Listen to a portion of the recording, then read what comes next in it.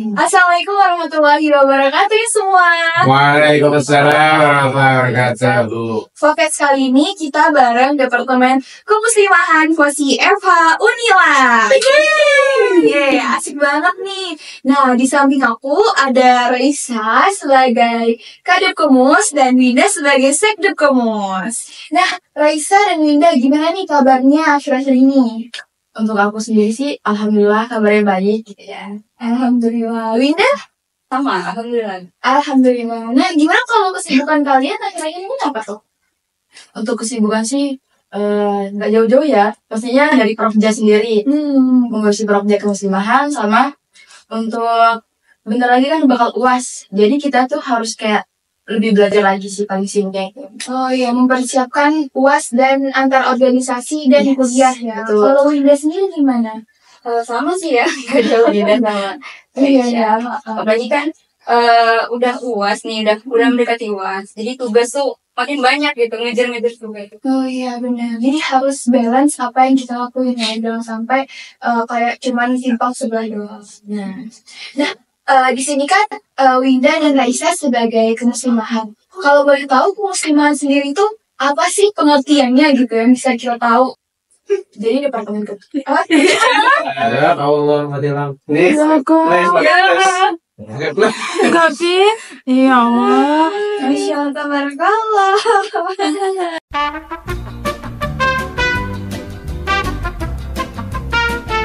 Jadi Departemen Kemuslimahan itu adalah departemen yang berperan dalam pembentukan pribadi kemuslimahan yang bergerak di dalam bidang kemuslimahan itu sendiri. Juga Departemen Kemuslimahan itu sebagai wadah dalam penentukan pribadi muslimah untuk kemuslimahan itu lebih efektif, kreatif dalam sebagai muslimah itu sendiri. Kalau dari Winda mungkin ada tambahannya? Kalau dari aku mungkin Departemen Kemuslimahan ini nih lebih ke menyediakan tempat untuk mahasiswa di Fakultas Hukum ya, terkhususnya itu untuk sama-sama membenahkan diri gitu, untuk sama-sama menjadi muslimah yang baik itu seperti apa. Oh gitu. Jadi kemuslimahan ini tuh wadahnya buat perempuan-perempuan lah ya untuk berproses menjadi lebih baik ya. Nah, kalau misalkan kegiatan rutin apa aja yang dilakukan oleh Departemen Kemuslimahan? Untuk kegiatan rutin kemuslimahan itu sebenarnya ada 4. Yang pertama itu ada kajian rutin, di mana kajian ini nih seperti charger iman kita tiap bulannya. Yang kedua itu adanya F2S. Jadi setelah kita melakukan kuliah yang begitu stres, nah ada kegiatan F2S di mana kita tuh bisa senang-senang, have fun untuk menghilangkan stres. Terus yang ketiga itu ada kurma atau kunjungan bersama. Jadi kita tuh ada kegiatan kunjungan dengan lembaga-lembaga yang berkaitan dengan wanita-wanita. Yang terakhir itu adanya seminar akbar. Seminar akbar ini seminar dari seluruh fakultas di Unila ini. Jadi kita tuh ngebentuk satu kegiatan yang berisinya tentang kemuslimahan itu sendiri. Gitu. Kalau misalkan dari Winda nih mungkin ada tambahannya? Udah cukup ya kayaknya. Udah semua ya kayaknya ya. Masya Allah. Nah terus kalau misalkan program unggulan nih pasti kan ada tuh tiap departemennya. Kalau di kemuslimahan sendiri program unggulannya tuh apa?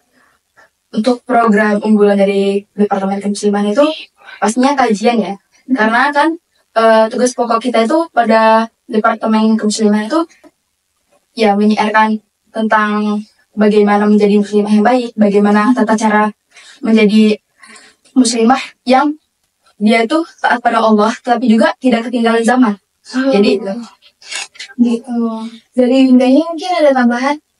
Kalau dari aku sendiri, program unggulan dari Departemen Kemuslimahan sendiri itu F2S. Karena itu tuh kegiatan internal ya untuk meningkatkan ukhuwah kader-kader Vosi FH.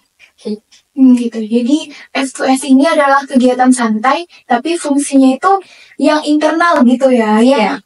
Oke, bagus. Terus kalau misalkan fasilitas yang disediakan oleh Departemen Kemuslimahan nih dalam ilmu agama itu kayak apa ya contohnya?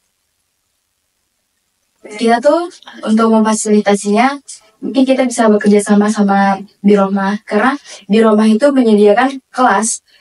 Di sini tuh kelasnya bukan hanya untuk menjadi muslim yang baik atau tentang belajar mengenai fikih ataupun menjadi perempuan Wonder Woman, tapi juga di dalam kelas itu kita tuh bisa terdistract menjadi perempuan yang bisa speak up.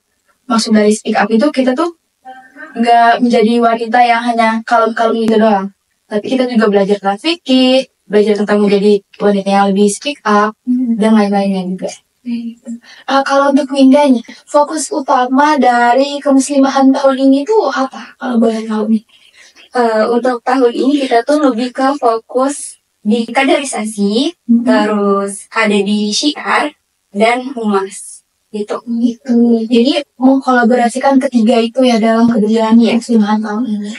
Oke. Kemudian inovasi-inovasi kegiatannya kemuslimahan itu tahun ini tuh apa dari tahun-tahun sebelumnya?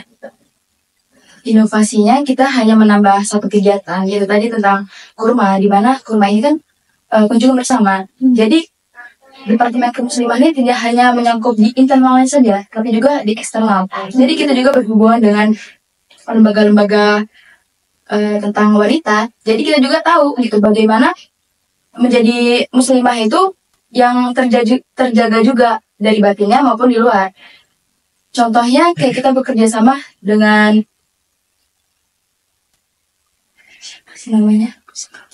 Siapa itu? Satgas PPKS.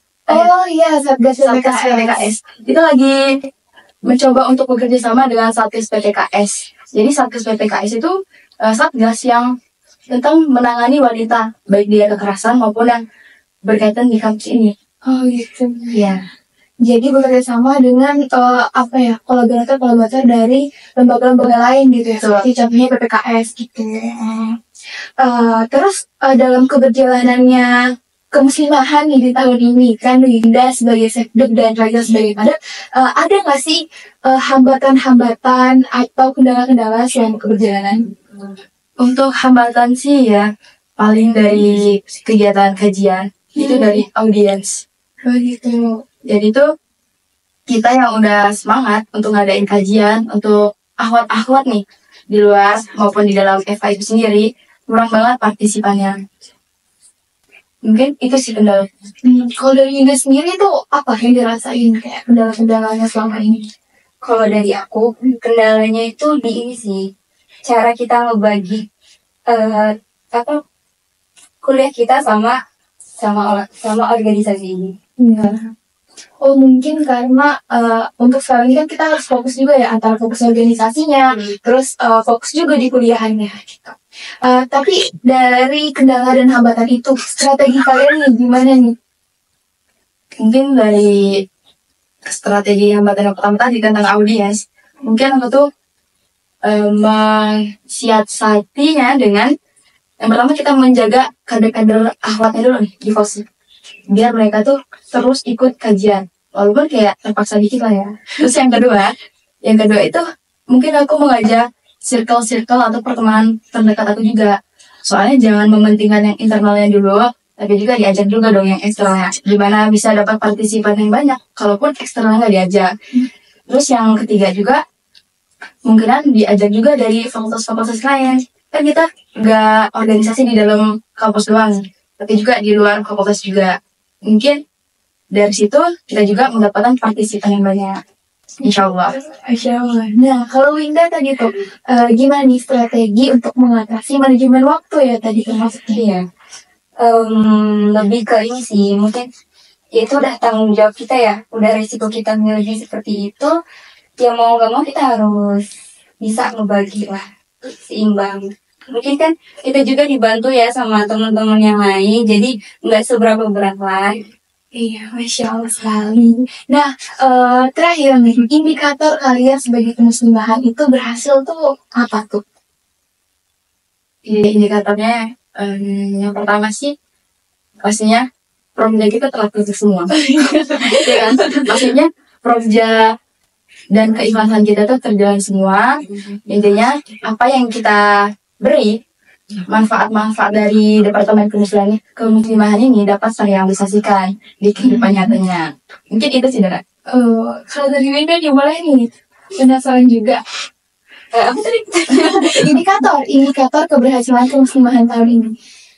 Indikator keberhasilannya, ya sama sih tadi sama Raisya, semua programnya berjalan dengan lancar, terus audiensnya makin banyak ya, terus bermanfaat juga lah buat yang lain. Benar. Jadi biar kayak perempuan-perempuan pun akhirnya tahu apa yang harus dijaga gitu. Oke. Closing statement nih boleh dari Reisha dan Linda mungkin untuk para perempuan-perempuan terkhususnya yang ada di Fakultas Hukum. Untuk closing statement aku, untuk kalian perempuan-perempuan di luar sana, tetap semangat dengan versi kalian sendiri, menjadi wanita modern dengan versi yang Allah inginkan. Kalian bisa menjadi wanita modern, tapi jangan lupa syariat kalian sebagai wanita muslimah. Masya Allah. Dari Linda, mulai mungkin closing statementnya untuk mengakhiri pertemuan kita, podcast kita pada siang hari ini. Dari aku ya, untuk muslimah di seluruh Indonesia. Seluruh dunia. Gimana ya? Di era modern ini mungkin susah ya untuk menyesuaikan pakaiannya. Kalau menurut aku ikut tren itu boleh, yang penting tuh menutup aurat. Oke, udah. Masya Allah. Oke, sangat penting ya pesan-pesannya. Oh, ada jargon nih dari kemuslimahan. Boleh nih kita jargon dulu sebelum ditutup. Kita tuh ada jargon. Gimana tuh? Kalau misalnya kita bilang kemusliman 2024, satukan hati, saling menginspirasi bersama muslimah sejati. Gimana? Satukan hati, saling menginspirasi bersama muslimah sejati. Oke, yuk. Kemuslimahan 2024, Satukan hati, saling menginspirasi bersama muslimah sejati. Baik, teman-teman, terima kasih. Itu dia podcast dari Departemen Kemuslimahan Fakultas Hukum Unila. Cukup banyak yang kita bisa dapatkan ya. Insight-nya juga perempuan-perempuan muslimah di luar sana, jangan takut untuk menjadi seorang muslimah sejati karena nggak ada ruginya kita untuk menerapkan syariat dalam kehidupan kita sehari-hari. Jumpa lagi di podcast FH Unila. Sampai berjumpa lagi. Wassalamualaikum warahmatullahi wabarakatuh. Waalaikumsalam warahmatullahi wabarakatuh.